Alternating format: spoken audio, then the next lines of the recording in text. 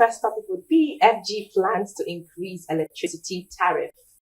The federal government says plans are ongoing to increase electricity tariffs over the next few months. It, however, said that the planned increase needed to be balanced by subsidies for less affluent electricity users.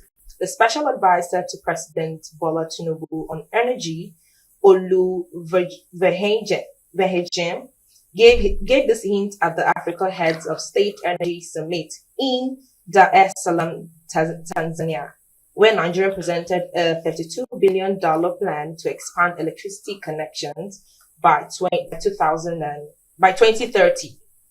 According to the presidential aide, Nigeria is trying to resolve the transition to a cost-efficient but cost-reflective tariff to attract private investors. This comes 1 year after the federal government approved a threefold increase in electricity tariff for customers under Band A. Oh. So that's the story. Okay, anyways.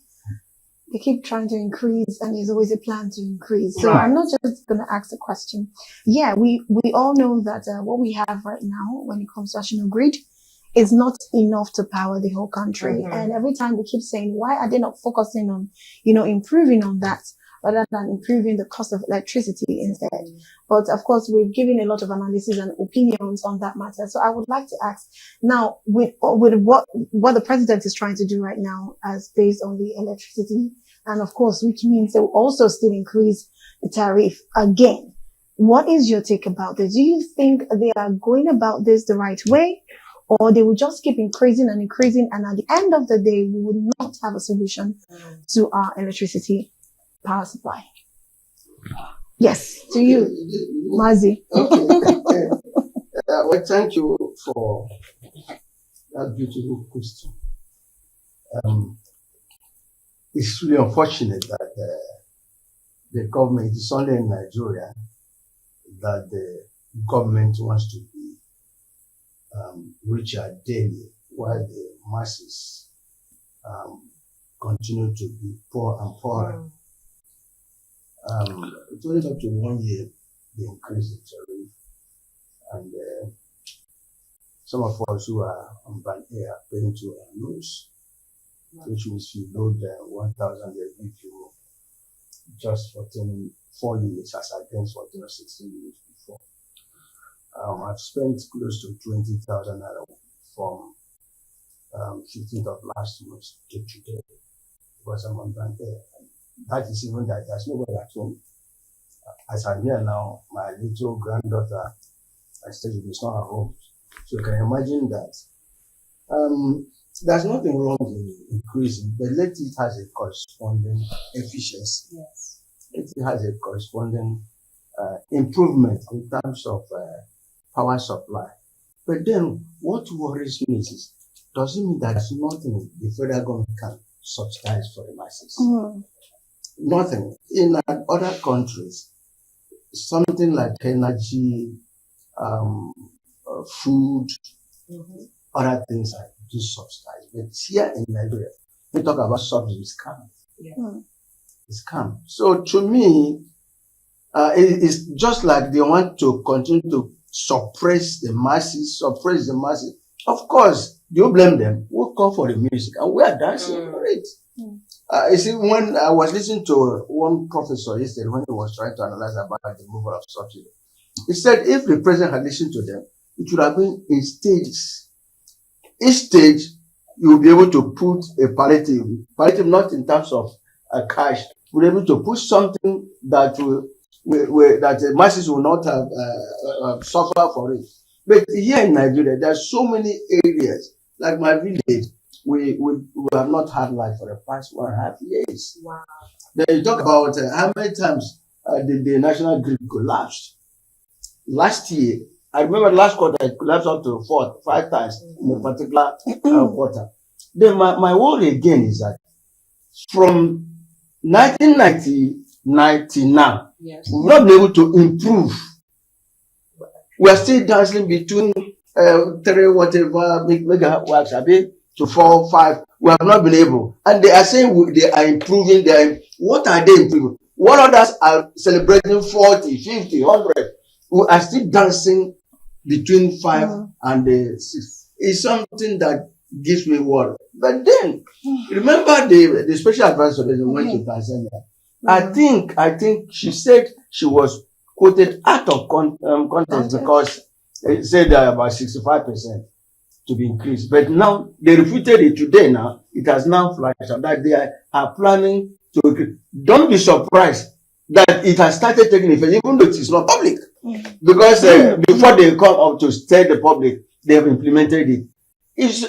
I remember during the 2024. Mazi, apologies. I'm sorry to cut you. Please do not forget 2024. Do not forget, but we have a commercial break which we have to take right now. So let's quickly go for our commercial break, and of course, when we come back, Mazi will continue from what happened in 2024. Why did this sound to me like he wanted to talk about 1654? You know, but let's quickly take a commercial break. We'll be right back. Stay with us.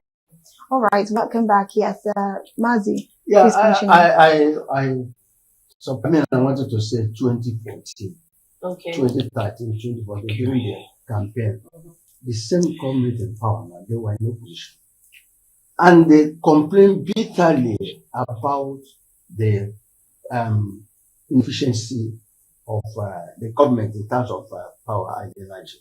And they said, if a government cannot actually give light to the citizens, that government needs to be stoned, needs to be chased out. That was Tunde Babatunde Fashola said it. But during the campaign, unfortunately, when he became the minister of housing and works, he denied it. Said he didn't say. Even the president himself said it. But then we continue to hear increase, like I used before, without a corresponding improvement in the lives of these people. The masses, they took an oath to protect their interests. So it gives me concern that the language the government understands is increase it. Of course, what do they? You can't do anything. You can't do anything because whether you like it or not, and labor is not there to protect us. Labor will go there and compromise, they come out. I think Labour has called up the proposed protest. Yeah. So all these things are there. Because when I discussed it the other time, I said that protest cannot work. Because that was last week. And we see it. The master and the strategic people, they are in the government. There's no protest or strike will work effectively as far as this government is concerned. And they are here now. Whatever is say, we swallow it. Because we can't do anything. But to me, it's very, very insensitive of the government seeing people getting poorer and poorer every day. No food, no light, no water, nothing. And the people, those elected, so to say, to protect our interests, to betterment the lives and lives of the people, are now suffering. And they are living in abundance, living rejoicing. While the people, some of them don't pay, some of them live in the free, everything. It is the masses that, you see, this government, I said somewhere this morning, I said, after 2027, when we are done with this present administration, Nigerians will be able to now know where we are, whether we made a right decision or not. So my submission is that it's highly insensitivity of a government that they're supposed to protect us. They're supposed to, the subsidy we are talking about, not physical cash subsidy, not palliative of sugar, palliative of rice. But we want, these are the areas we want them to put in place, the subsidy, subsidize NEPA, power, subsidize this, so that Nigerians can have a way of breathing and live. But today, everybody, cost of living, rice is 100 something thousand, a bag of beans, same thing, tomato, the same thing, nothing. You can, what, if you go to the market and buy one thing today, if you go in there in the evening, it's another price. So I don't understand. So even to me, even though that it's my passion, I'm even getting tired of talking this thing every now and then. Okay, Mr. Chris, so I have should I say a two-in-one question? So let's say that the FG increases the electricity tariff Now, do you think that the FG would reinvest into the power sector to, for the betterment of, electricity? And also, while I read this story, do you also think that the government care more about private investors than the well-being of their citizens? Okay, very interesting question. Yeah, thank you for asking that question. But let me start with this. It is very important that we are able to separate accurate information from uninformed speculations, because that way we confuse ourselves, we confuse the public.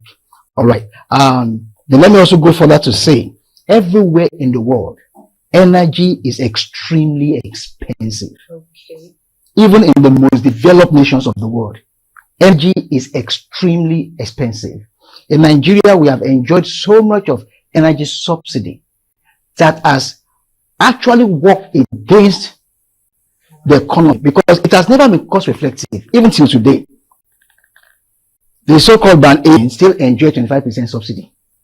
It has never been cost reflective, and you cannot attract private investors into the sector if it's not cost reflective. For example, Nigeria is saying that Nigeria is trying to raise $32 billion to correct energy deficiency in Nigeria, $32 billion, and they are expecting 50.5 from private investors. All right. Now the others will be from public sources, and then borrowing from World Bank and all of that. Now we all need energy. We need it to work, because it has been comatose for many years. But now it's for it to work, the funding must be there. The atmosphere must be there. And what it means is that investors must find the policy suitable for them to invest billions in dollars. And when you do a lot of subsidy, it scares investors away, because it's not going to be cost reflective. So why will you put in your money into a project that you will not get your money back, money in return? So what I'm saying, going to be unfair to the system. But because no, let probably correct information I'm talking about. The government is not denying subsidy. Right. The government is not removing subsidy. As a matter of fact, the government said even on this particular issue that they are protecting the poor and the vulnerable. So government is not even touching subsidy, at least not yet.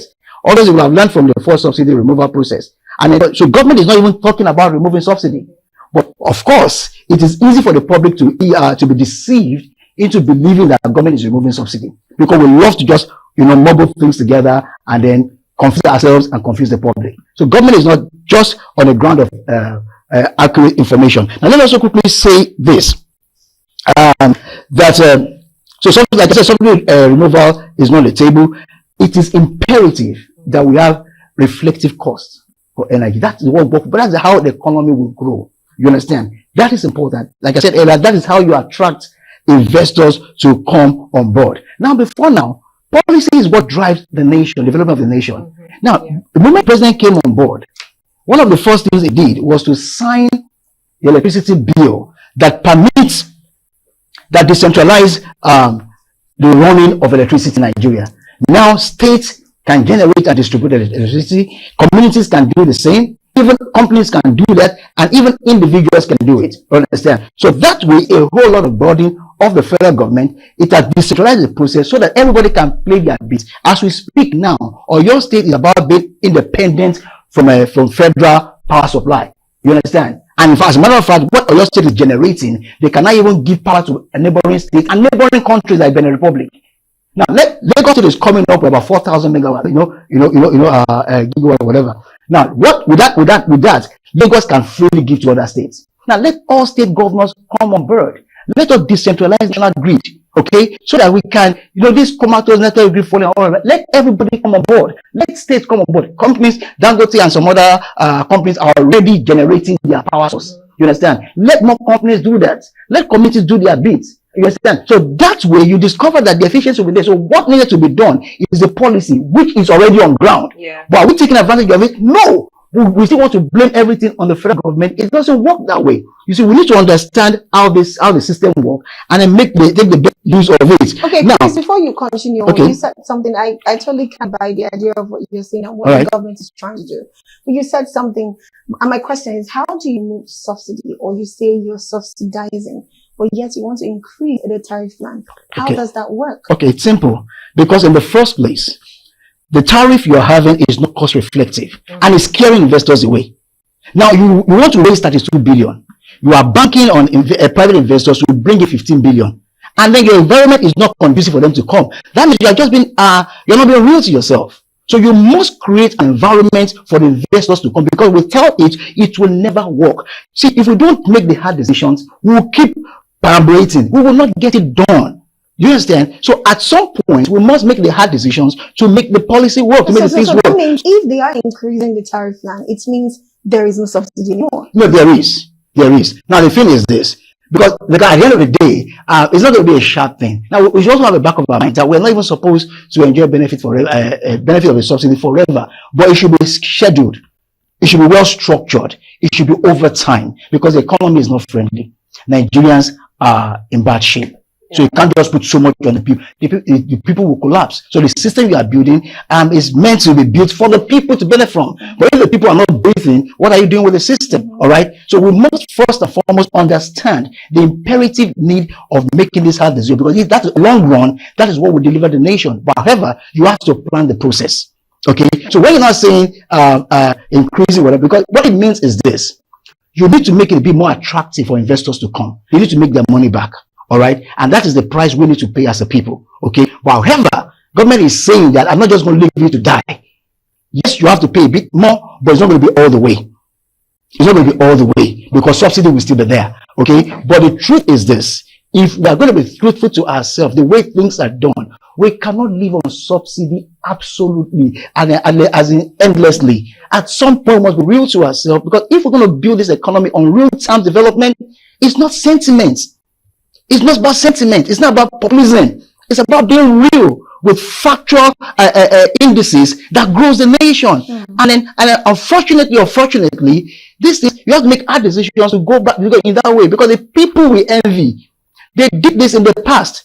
Past government have not been able to go this route because of populism. They don't want to be outside of the people. They don't want to take. But at some point, we must make this hard decision. The more we delay it, the more we continue suffering. Nigeria we don't have any business being like this. With the kind of wealth and potentials we have, and we are like this, it's a curse. But at some point, the hard decision must be made. If it's not made today, it will be made tomorrow. Now, why would you have to postpone it? Because it got to have been since yesterday. We couldn't do it yesterday. We didn't have the balls to do that yesterday. Because every government thinks about the next election, not the next generation. So at some point, you must put your feet on the ground, make the hard decision. It's not going to be funny on anybody. You understand? But is the hard way the only way? That is the truth. Is the truth. The nation we envy today, they went through the same process, but we always shine away from hard decisions. But I'm not being insensitive to the public. So that's why government need to really structure it and then make it big. But we also need to sacrifice in giving subsidy. But okay, for example, now what we don't even consider, maybe this is the last point I'll make. We don't consider the fact that the actual financial situation of the nation, we all think Nigeria is as rich as America. That is not true. For example, the CBN carried out the nation paying over $7 billion of money owed to IOCs. Now, most Nigerians are not even aware that before Buhari government left, they collected money for crude oil like for months, in advance. They're not aware. So that made it difficult because government paying servicing debt with over 60% of revenue and all of that is hard. But the people are not informed. They don't actually know how things happen. One thing, government has all the money, so government has money to throw around. It is not true. It is not true. However, they also steal. All right. So that makes it credible. I know Mazi, please go ahead. You want to say something? Actually, I just said well, but then what drives away investors want corruption in Nigeria? Bad policies, some are sudden bad policies, inconsistencies, and other things. Insecurity, insecurity, bad policies, and corruption.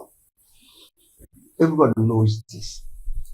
Now, I meant to say that the primary aim of any government is to make sure the welfare of the citizens are taken care of. My question here is the welfare of the people part of the agenda of this government? The answer is no. Now, you talk about, there's nothing wrong in borrowing. Was it not the same government that was been in place since 2014? till now. Not the same government, sir. The same party. That's different from the same government. Very different. Well, whether different government or the same APC, they kept on referring to somebody that was there for 16 years. But they will remember the totality of loan borrowed within that 17 years, the totality of loan borrowed within 8 years superseded it by the former president. So what I'm saying here is that much as I am saying that it is good to improve electricity, energy, but corruption has eaten the loans they have taken. What are they done with it? What have they done? We continue to borrow. And the somersaulting of policies, telling lies to deceive people. Yes, the same thing was said before the removal of the oil subsidy, right? And they say the moment we all agreed that because when Buhari, the former president, President Buhari, when he was campaigning, including this president, he said subsidy is calm. It's calm. Everybody that tells you that subsidy is a lie. But today, within the 8 years, you know how much he paid in subsidy. We discovered that I listened to one professor, he said there's nothing wrong with subsidy.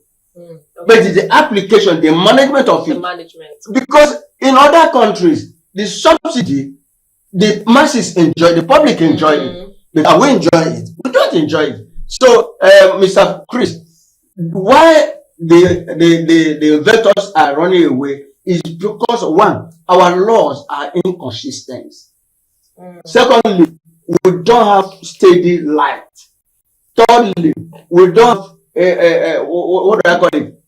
This security is there, and so many things are involved. So that when they look at it, we don't abide by our agreement, even written agreement. That was why the presidential 3 days were seized because of lack of understanding, because of the undertaking they made, they could not. Okay. When you are not trustworthy in the system, no investor will come. When they discover, wait, let me. When an investor look at those you have had transaction with, business with, whether they came out laughing or what, and remember they will have a connection, they will ask questions. Why did you opt out? They will say they are inconsistent in their law. So to me, increasing the tariff is not the issue. Okay. Because that was what they told us. Look at the floating of Naira. Whoever believes that Naira will be as described the Ugandan one as a tissue paper. It's very shameful that you bring out 500 Naira. $500. Know what it is? The 500 Naira is nothing. So it is bad policies and the corruption. These are the things that drive away the investors. Because during the negotiation, they were, if you want me to mention names, some agencies that they look at the some of the coaches they wanted to hire, they looked at it. So we are saying that, one, let the masses breathe, let the masses live. Leave this tariff. Welcome back. That's a commercial break. We've been talking about this topic because it's very important to us, and trust me, unraveling a lot of things. Mazi was saying something, but at this point, Mazi, I'm sorry, you will not have to continue. If you continue, we'll finish this and not be able to take anything. But very quickly, 1 minute. Okay, fine. Just your reaction. To start with, we have our infrastructure, electricity infrastructure is in horrible states. With the kind of infrastructure we have, we can't even do much. For example, at the moment, we have installed about 14 gigawatts installed power. All right. We have about 8 gigawatts in transmission, but only 4 or 5 is being distributed. Why? Because of the state of the infrastructure. So even if you want to generate like 30 megawatt now, you don't have the infrastructure to carry it. So is that a proof to the 5 to 6 megawatts distributed? Yes. Okay. We have 14 gigawatts installed. Okay. But we cannot transmit all. We cannot even distribute all. We only distribute about 4 or 5, 14 of power installed. Right? Because we have bad infrastructure system. Okay, so that part of the investment coming in is to fix the infrastructure. All right, that is important. So investment must come in to get that, because without infrastructure on ground, you can't do anything. I agree with you, Mr. Chris. Just a minute, sir. I agree with Magic, you. just a minute. Please, just a minute. Within this Just a minute, sir. Number two is that Nigeria has a huge population size that attracts investors. When an investor is coming, you look at your size, look what you have, you look at what they're bringing money. It's not charity. They're bringing money. So Nigeria, because of our population, Nigeria is an investor. Is an investors. Okay, people want to come down here, but like I said, might measure some things that the investor will look at. Very, very true. It's your security level, your policies and all of that. But also very importantly, they want to be sure that if I invest my money in here, am I going to make my money back? Okay. And then if the policy you are running is on subsidy, investors are scared of you. They won't come in. So they want to be sure that what they are bringing in will be cost reflective. That angle is key to them. Okay, it has to be cost reflective, it has to be investment attractive to them. So government has to deal with it in such a way without putting the people under the bus. They must bring in investors to assure them you make back your money, but at the same time, our people will not die. That's why subsidy will still be on ground. However, it's not going to be subsidy that will make it too comfortable. You also have to be part of the process in terms of and discipline. So I'll close now. Then number three, talk about Naira defense. I get sickened when we talk about Naira, where Naira is now. Naira has always been poor, but government has always defended Naira. And what this government just do by floating is this. What we are seeing now, the true value of Naira, it has always been bad. For example, years back, Emefiele was defending Naira against the dollar with over 11 billion US dollars in just 6 months.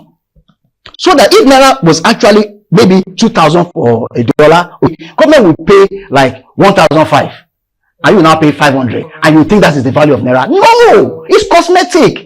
And the 1,005 government was paying on it as subsidy for Naira, for defending Naira. It's actually, it should have gone into infrastructure development and all of that. So we think that, okay, Naira was doing well. No, it was never doing well. But a lot of people do not still believe that there's no subsidy. They're not still paying anything. No, right now it's being floated. I'm coming. Right now it's being floated. So what we are seeing now is the actual core value of Naira that has always been bad. We never knew because government was subsidizing it and paying so much, trillions of Naira to defend Naira against the dollar, which is not a good policy per se. Actually, was killing the economy. Then lastly, they talk about loan. We need to get indices right.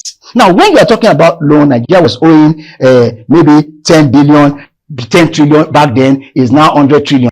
What you're also not considering is the fact that because this loan comes in dollars. Yeah. So what was the exchange rate back then? Exchange rate back then, probably 200, when government has subsidized a whole lot. Okay, so the reflection of that in Naira will be very low. But now that government is no longer subsidizing dollars, the reflection in Naira will be very high. But you see, the actual figure in dollars not as increased as we see in Naira.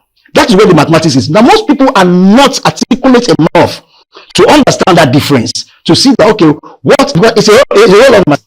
Okay, when dollar was subsidized, the reflection in Naira will be very low in terms of. But now that dollar is not subsidized, the reflection in Naira will be very high. But the value in dollar might not necessarily be much of a difference. You understand? That is where people don't get it. These are the complex angle. I get it, but there is another part of it. If you're loaning me $1,000, okay, I know how much it is for me and how much it would work for me here. So it's still a lot of money in my Naira. It is now when it's time to pay back that it now becomes a problem. But you paying back by then, you should be able to work with that certain amount. So I've gotten something with a lot of interest. You should have been able to boost with what you wanted to. So I don't understand where you're coming from. What I'm saying, you borrowed $1,000 from Maxi, right? $1,000.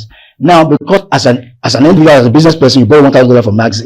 The $1,000 you have borrowed from Maxi, the value in Naira is probably 1 million. All right. That is what you are paying.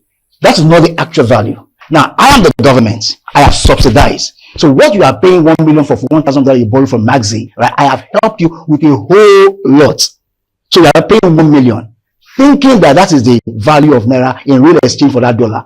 But that is not true because I'm paying subsidy. You understand? I've subsidized you. But tomorrow now, government now borrow the same $1,000 from my, it's still the same $1,000. But now I am no longer paying subsidy for her. So what you pay 1 million for with my help with the subsidy, okay, she's not going to pay 5 million, 7 million. Do you understand? But it is still the same $1,000. But the difference here is that I am no longer subsidizing for her. Okay. Do you understand? So I subsidize for you to pay 1 million for $1,000. Okay? And then so for you, your naira is still powerful. But you forgot completely. Nigerians are good to forget.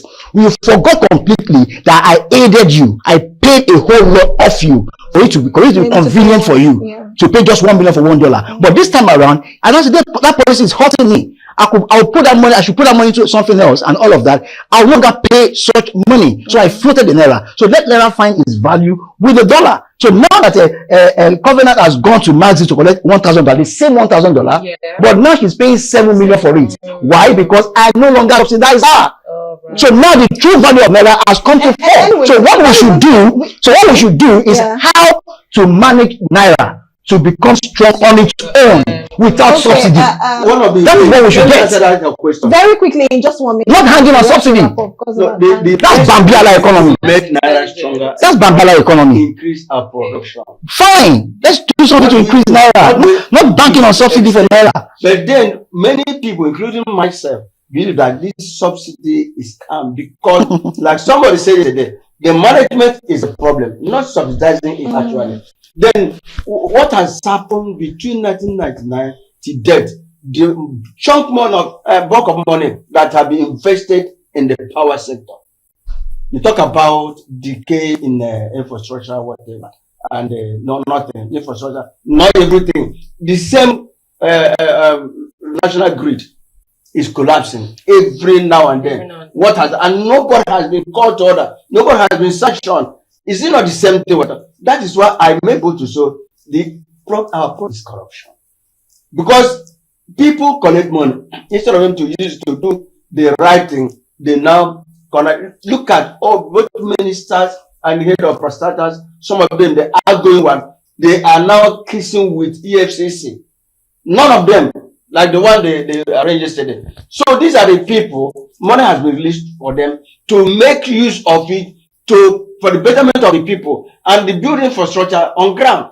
My question is, from 1999 to now, what is the level, what is the standard of our electricity? Mr. Chris, please, Chris, you cannot answer that question. No, I won't. But there's something I want to even ask what they say, because that's actually my point. The point is, now you want to act like you're working. Now you want people to believe you're working. But the problem is, you cannot start from the middle. You have to start from the very beginning. There are some persons who have been collecting loan, have been assigned to people to work on something, particular thing. It has not been working, but now you want to. What happened to loans? Yes, that's the point. That's what I'm saying. Now you want us.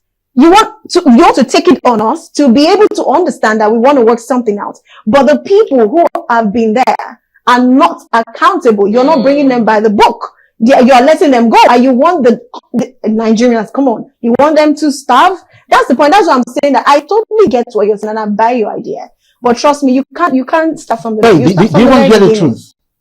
One minute. The process of law, right? What you're talking about is the right thing to be done. Yeah. But you see, they can frustrate you. It can linger for 20 years in the courts. All right? You want to start from that way because of the process of law. You must respect. Okay. What I'm saying is this: the process of law, as it is now, is favorable to those guys that bastardize our loans and all of that, because they have the resources to hold you in court for 20 years, and you get nothing done at the end of the day. True, and it's not supposed to be so. You should not be able to hold. But these are practicalities most Nigerians are not aware of. Strong individuals instead of strong institution. Very true. Now, if you want the National Assembly to do the right thing, they are also part of the corrupt system that they won't do well work against them. Yeah, they'll do what you understand? So they will hold you now for 20 years and you get nothing done. Finally, Chris, we are on the same table now. So we must be radical in our approach. We must be radical in our approach. Mazi, we are not saying the same thing again. We are wrapped up this show. Oh, good. What is the problem? Right. So, like I said, now a lot of people keep concentrating. Leaders keep concentrating on the next election rather than the next generation. I got that one from Chris. Woo! Amazing. Word. Anyway, we'll come to the end of the show. Thank you so much, Mazi, for being on the show. It's been an amazing one. You're the one that gingered what was increased. Just brought out the fire. Oh my God. Thank you, Chris, for being on the show too. We got him. Yeah, you know. So thank you so much for sponsoring Thank on the show. you. Thank you, viewers, for